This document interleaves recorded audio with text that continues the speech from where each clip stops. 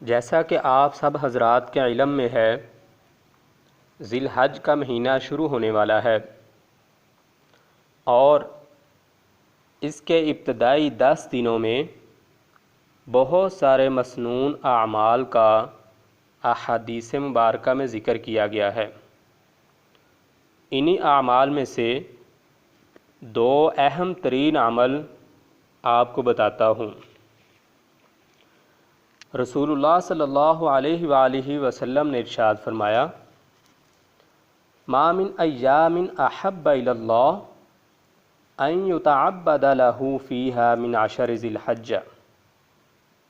اللہ کے ہاں عام دنوں کے مقابلے میں عشرہ ذی الحج کی عبادت زیادہ محبوب ہے، یعنی پہلے 10 دنوں کی جو عبادت ہے وہ عام دنوں کے مقابلے میں اللہ تعالیٰ کو بہت زیادہ محبوب ہے۔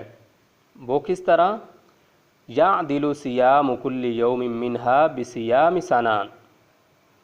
اس کے پہلے 10 دنوں میں سے کسی دن بھی اگر کوئی روزہ رکھتا ہے تو اس ایک روزے کا ثواب 1 سال کے روزوں کے برابر اس کو ملتا ہے۔ اور وَقِيَامُ كُلَّ لَيْلَةٍ مِّنْهَا بِقِيَامِ لَيْلَةِ الْقَدْرِ، اور کسی رات میں عبادت کرتا ہے، قیام کرتا ہے، تو لیلۃ القدر کے بقدر اس انسان کو اجر ملتا ہے۔ یہاں پہ 2 باتیں آپ سمجھ لیں کہ یہاں 10 دن کا ذکر کیا گیا ہے کہ 10 دنوں میں سے اگر کوئی روزہ رکھتا ہے تو 10 دن کا تو روزہ نہیں رکھیں گے، اس دن تو عید ہے، تو یہ اکثر کے اعتبار سے بتلایا گیا ہے۔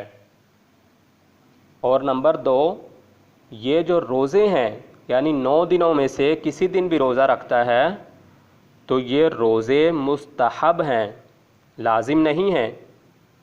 ان کو کوئی لازم نہ سمجھے، ہاں کوئی رکھے گا تو اس کو اس کا اجر ملے گا، اگر کوئی نہیں رکھتا تو اس پر کوئی گناہ نہیں ہے، کوئی ملامت نہیں ہے۔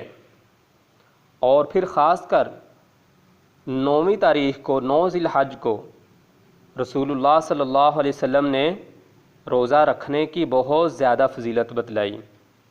قال سئل رسول اللہ صلی اللہ علیہ وسلم عن یوم عرفہ۔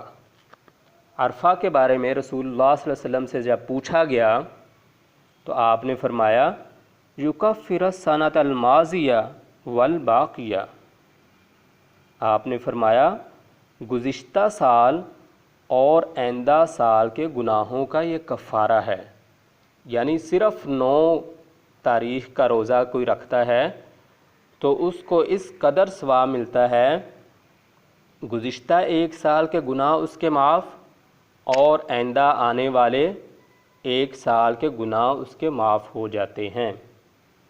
تو ہمیں کوشش کرنی چاہیے ان ایام کے اندر ہم روزہ بھی رکھیں اور رات کو ہم عبادت بھی کریں۔